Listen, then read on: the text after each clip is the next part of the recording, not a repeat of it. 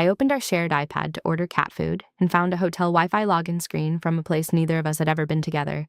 That by itself could have been explained away, which is probably why I sat there for a full minute staring at it instead of doing anything normal, like closing it and moving on.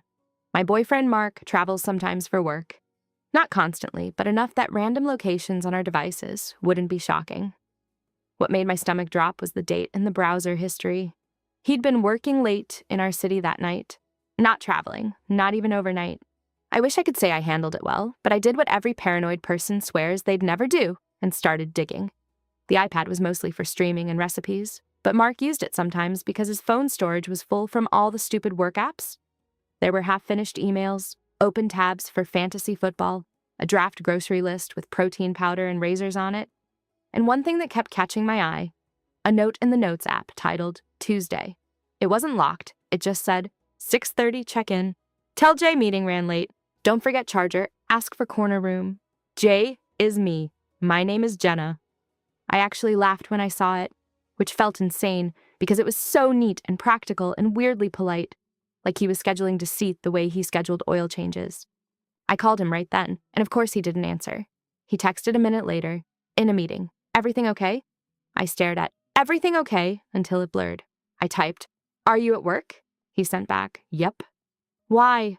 I don't know why, but instead of confronting him, I wrote, need anything from the store? He reacted with a thumbs up and said, nah, love you. That, love you, made me feel physically sick. For context, we'd been together 4 years, living together for almost 2. I'm not going to pretend things were perfect before that. I'd been suspicious for maybe a month, but in the way you're embarrassed to admit because none of it sounds like proof. He'd started showering the second he got home. He turned his phone face down, which he never used to do. He got weirdly protective over a navy button-down he suddenly cared about dry cleaning. Once I found gum in his car cup holder even though he hates mint and says chewing noises make him homicidal. Another time he came home smelling like a sweet floral perfume and said the receptionist hugged everyone because she was leaving the company. That one bothered me because he works in commercial roofing. There is no receptionist. But there were also explanations for everything if I wanted there to be. And I wanted there to be. We had a whole life built from boring grown-up stuff. Split rent, a Costco membership, his nephew calling me Aunt Jenna by accident. Suspicion feels dramatic when you're also arguing about whether we need a Brita filter. I probably could have kept spiraling quietly if my friend Nia hadn't answered on the first ring. Tell me exactly what you found, she said. I read her the note and the hotel name. She was quiet for about 3 seconds and then said, you need to go there. I told her that was unhinged. She said, maybe, but if you confront him now, he'll explain you out of your own instincts. That annoyed me because it was true. So I did something I'm still not sure was brave or pathetic. I put on sneakers, told myself I was only going to drive past the hotel to prove to my own brain that I was being insane, and went. It was one of those business hotels by the interstate, the kind with a sad fountain and conference rooms named after trees. I parked across the lot near a Panera and sat there gripping the steering wheel so hard my fingers hurt. I had no real plan. I didn't know his car would be there. I didn't know if I wanted it to be. It was. His gray Honda, backed into a spot near the side entrance. I remember this detail so clearly because I'd told him for years that backing into spaces made him look like a cop or a serial killer, and he always said, it's safer for leaving. I sat there for maybe 15 minutes, maybe 30. I kept rehearsing explanations for him in my head because apparently my self-respect takes coffee breaks. Maybe a coworker booked a room to shower after a site visit. Maybe the note meant something else. Maybe he was helping someone. Maybe. Then I saw her. She came out first, pushing open the side door with her hip, looking down at her phone.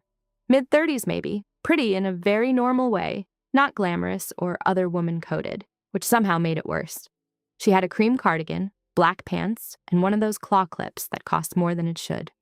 She looked familiar in the distant way people do when you've seen their LinkedIn headshot or a tagged office Christmas photo.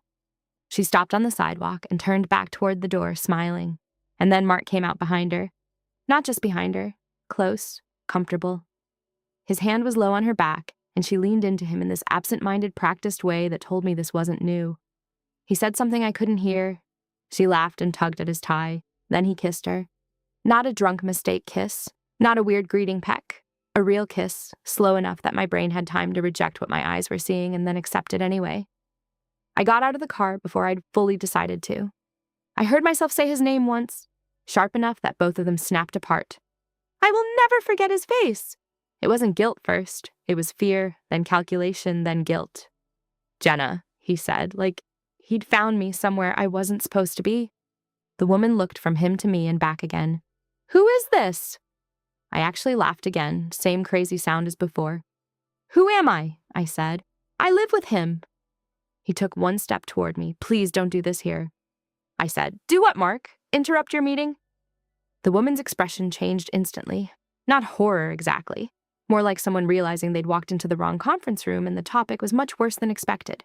She looked at him and said, very flatly, you told me you were separated. I think that was the moment I felt the deepest kind of humiliation. Not even the kiss, not even the hotel.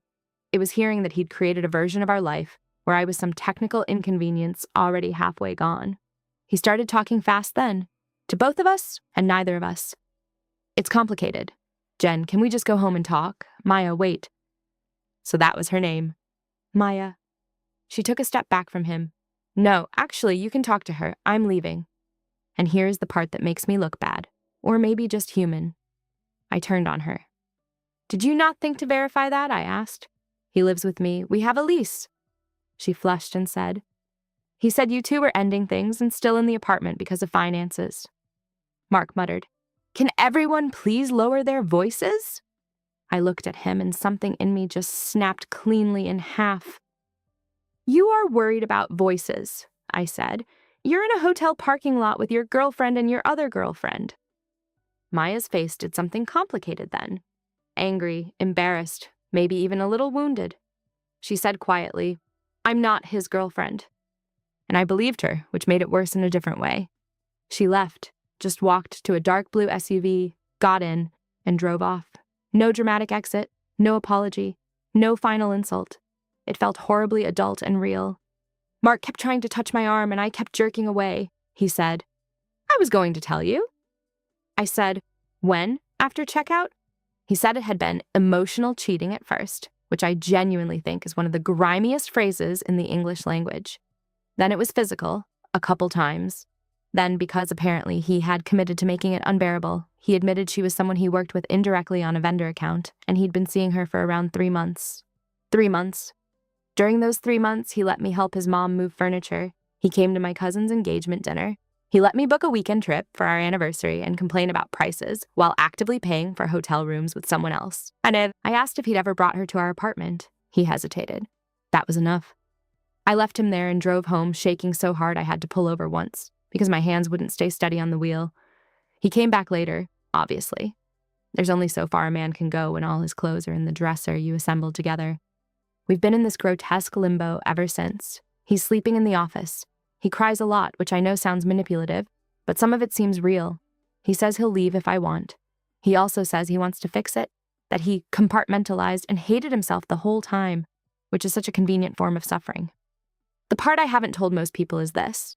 2 nights after I caught him, Maya messaged me on Instagram. She apologized. She said she truly believed we were basically over. She sent screenshots. He had absolutely lied to her. Not cleverly either, just confidently. In one message, he called me my ex in all but paperwork. I should have blocked her. Instead, we ended up talking for almost an hour. She filled in pieces I didn't have. He told her I was controlling, that I checked his location constantly, which I never did, that we hadn't slept together in months. Also false, that I wanted him to propose and he felt trapped. That one stung because it was sort of true, in the sense that I wanted a future and sometimes asked if we were moving toward one. Now I'm sitting with this ugly question I can't make small enough to put down. Was he cheating because he's a liar, or because the relationship had quietly rotted in ways I refused to see? Those aren't the same thing, but they also aren't opposites. He wants another chance. Maya, unbelievably, has not blocked him, though she claims she's done. And I haven't told his family yet, even though his sister keeps texting me about brunch next weekend like my life didn't split open in a hotel parking lot. I know a lot of people would say the answer is obvious. It doesn't feel obvious when the person who betrayed you is also the person who knows how you take your coffee, the password to your laptop, and exactly which floorboard to avoid because it creaks when the cat is asleep. And I still haven't decided whether not leaving immediately means I'm thoughtful, weak, or just not done being lied to.